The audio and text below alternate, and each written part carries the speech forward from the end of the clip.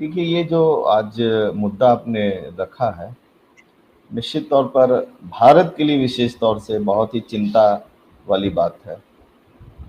क्योंकि अगर चाइना पाकिस्तान के साथ मिलकर कोई नया सार्क संगठन खड़ा करता है साउथ एशियन कंट्रीज़ को लेकर, तो स्वाभाविक सी बात है कि उसकी 2 बातें होंगी। एक तो जो पहले से सार्क है, वह इर्रेलेवेंट हो जाएगा और चाइना द्वारा पोषित जो नया सार्क होगा, नामकरण चाहे जो भी हो, वह सर मजबूत वो होगा सार्क और इररिलेवेंट हो चुका है, हाँ, उसकी कोई मीटिंग ही नहीं होती सर। जी, उसका कोई जी, समिट जी। ही नहीं होता।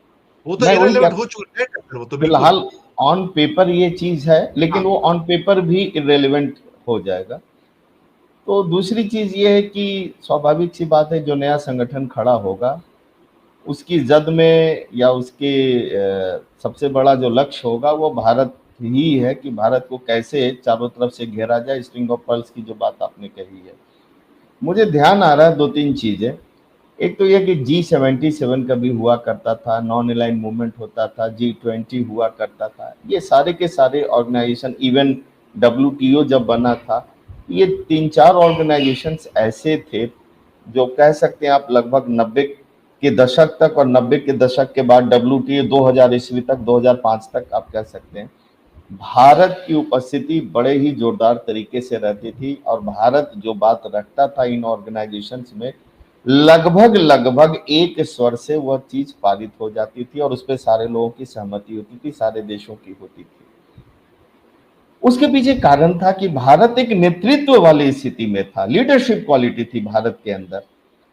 आज क्या है, आप कहने को कहते कि हम विश्व गुरु हैं, लेकिन हकीकत ये है कि अभी जो कनाडा में समिट हुआ है G8 का, आप देख लीजिए कि हमारे प्रधानमंत्री का पोजीशन कहाँ पे था, पीछे की साइड में उनको खड़ा किया गया, मतलब ठीक से चेहरा भी नहीं दिख रहा है।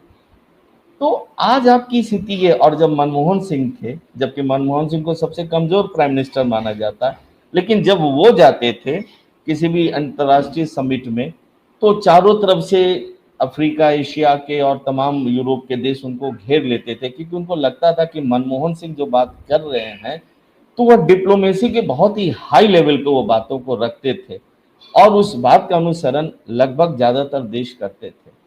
आज आपकी स्थिति बड़ी खराब है, हर बात में तो वहां पे भारत गौण हो जाता है। हकीकत ये है कि जब आपको भारत कहना चाहिए, तो एक नया फ्रेंजी क्राउड भी तैयार कर दिया गया है, जो कि मैं कहूंगा कि एक प्रकार से मतलब डेडिकेटेड क्राउड जो है, वो विदेशों में जब भी मोदी जी जाते हैं तो इनके मोदी जिंदाबाद इस प्रकार की चीजें करते हैं। तो मोदी का जो कद है वो जरूर ऊंचा उठते चला गया, लेकिन अपना देश का कद जो है वो नीचे होते चला गया। एक डेटा मैं आपको रखना चाहता हूं कि 2025 के हिसाब से लगभग, मतलब पूरे विश्व की जनसंख्या 8 अरब से तो ज्यादा है, 8 अरब 20 करोड़ के आसपास, 25 करोड़ के आसपास शायद हो गई है। इस समय जो साउथ एशिया, जो सार्क कंट्रीज है, इनकी कुल आबादी लगभग 208 करोड़ के आसपास है। यानी लगभग 24-25% की जनसंख्या सार्क कंट्रीज है। भारत एक लीडर था और भारत की ये कमजोरी रही कि ये सारे 7-8 जो देश थे, उनको एक साथ वो बांध कर नहीं रख सका। वर्ल्ड जीडीपी में हालांकि योगदान उतना नहीं है, वर्ल्ड जीडीपी में बड़ी मुश्किल से योगदान 4 से 5% के आसपास ही है सार्क कंट्रीज का। अब आप ये देखिए कितना खूबसूरती से चाइना क्या कर रहा है कि लगभग वही पॉपुलेशन रहेगा, परसेंटेज जो रहेगा, यानी अगर भारत को माइनस कर दिया जाए, चाइना इसमें आ जाता है, तो लगभग वही रहेगा, 24% के आसपास रहेगा। लेकिन जीडीपी, जो वर्ल्ड जीडीपी में जो इसका योगदान है, वो सीधे सीधे जंप कर जाएगा और वो लगभग लगभग 20% के आसपास पहुंच सकता है। तो ऐसी स्थिति में पूरे दुनिया में फिर यह जो संगठन बनेगा, इसकी तूती बोलने लगेगी।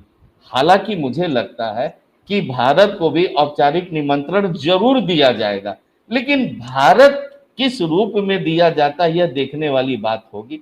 फाइनल शेप जब उभर कर सामने आएगा इस नए सार्क का, उसमें क्या इसके मोटिव होंगे, क्योंकि मुझे लगता है मूलतः यह व्यापार से ही संबंधित ज्यादा मुद्दा होगा। जैसे सैफ्टा भी बनाया गया था सार्क के अंतर्गत, south south Asian association for trade, free trade agreement बनाया गया था, और इसकी सबसे बड़ी जिम्मेवारी भारत के ऊपर थी।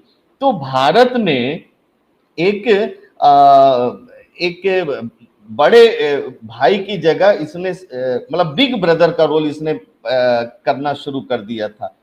एल्डर ब्रदर की जगह बिग ब्रदर के रोल को भारत ने करना शुरू कर दिया था, और तब से जितने भी ये पड़ोसी देश हैं ये धीरे धीरे छिटकने लगे। अभी जो आपने बात कही कि चाइना जिस प्रकार से मालदीव ने एक ब्रिज बनाकर दिया 1.5 किलोमीटर का, आपको बताऊं कि भारत ने विगत वर्षों में, आप देखिए नेपाल में ईस्ट वेस्ट कॉरिडोर बनाया गया, 900-950 किलोमीटर के आसपास है। विराट नगर से महेंद्र नगर तक बनाया गया, जो पूरे नेपाल को पूरब से पश्चिम की तरफ जोड़ता है, वो भारत ने बनाया। तो ऐसा नहीं कि नहीं भारत इस सामरिक चीजों को नहीं समझता। नेपाल तो सांस्कृतिक, आर्थिक, हर सामाजिक, हर तरीके से रोटी बेटी वाला संबंध रहा है। लेकिन आखिर क्या कारण है कि ये सारे के सारे देश जो हैं वो आज आपसे छिटक चुके हैं। बांग्लादेश के साथ भी भारत ने बहुत मतलब उसकी मुक्ति संग्राम वाली जो बात अगर छोड़ भी दिया जाए, क्योंकि देखा जाए तो बांग्लादेश का निर्माण करने का भी दायित्व तो भारत के ऊपर ही है, लेकिन साथ ही साथ आर्थिक रूप से भारत ने जबरदस्त योगदान दिया था। सार्क मूलतः जो था वो जियाउर रहमान का ये कॉन्सेप्ट था और भारत ने खुलकर उसको सपोर्ट किया था। बाद में आप देखेंगे 3 बीघा जमीन और ये तमाम सारी जो चीजें आई थी, भारत ने बड़े ही सदाशयता के साथ बल्कि बांग्लादेश को ही कुछ दिया है। तो वह जो एक जो रोल था, एल्डर ब्रदर से हम बिग ब्रदर के रोल में आ गए और चीजें वहीं से गड़बड़ होनी शुरू हो गई, क्योंकि ये जितने भी छोटे कंट्रीज हैं वो सशंकित होने लगे और उनको यह लगने लगा कि भारत की जो 2047 की परियोजना है, बृहत्तर भारत की परियोजना है, जिसमें नेपाल भी है, बांग्लादेश भी है, अफगानिस्तान भी है, पाकिस्तान तो है ही, इससे सशंकित होने लगे हमारे पड़ोसी। और उसमें जो आग में घी का काम यह किया कि ये जितने भी पड़ोसी हमारे देश हैं, they are all failed democracies today now. तो ऐसी स्थिति में चाइना को मौका मिला, उसने हेवी इन्वेस्टमेंट किया और पर्ल ऑफ स्प्रिंग के तहत उसको ये बहुत बढ़िया मौका मिला कि भारत को अगर घेरना है तो इसी प्रकार से चारों तरफ से घेर लिया जाए। आर्थिक रूप से जितने भी ये पड़ोसी देश हैं उनको सहायता दी जाए, उनको ऋण दी जाए। हम्बन टोटा का आपने बताया 99 ईयर का जो लीज है और एक प्रकार से स्पाई शिप है उनके, ये बात बिल्कुल सही है। और इसी प्रकार से मालदीव में ये स्थितियां हैं। कल को अफगानिस्तान भी धीरे धीरे चाइना के साथ काफी तेजी के साथ जुड़ी रहा। पाकिस्तान ऑलरेडी जुड़ा हुआ, पाकिस्तान को काफी आर्थिक सहायता मिल ही रही है। आपके पास बचा कौन? भूटान का जो आपने डोकलाम वाला जो विवाद का 2017 में आया था ये विवाद, और उस समय भारत ने थोड़ा सा जरूर अपना एक पक्ष रखा था भूटान की तरफ से, लेकिन आज हम कुछ भी कह पाने की स्थिति में नहीं है। तो ये जो परिस्थितियां हैं वह देखा जाए तो विदेश नीति में हम पूरी तरीके से असफल हुए, और उसके पीछे सिर्फ और सिर्फ मुझे लगता है कि कहीं ना कहीं एक जो व्यक्ति मोह में जो हम ग्रसित हो गए, बजाय इसके कि राष्ट्र के मोह में अगर ग्रसित होते तो बात तभी समझ में आती। व्यक्ति मोह में हम ग्रसित हो गए, जिसका खामियाजा पूरे देश को भुगतना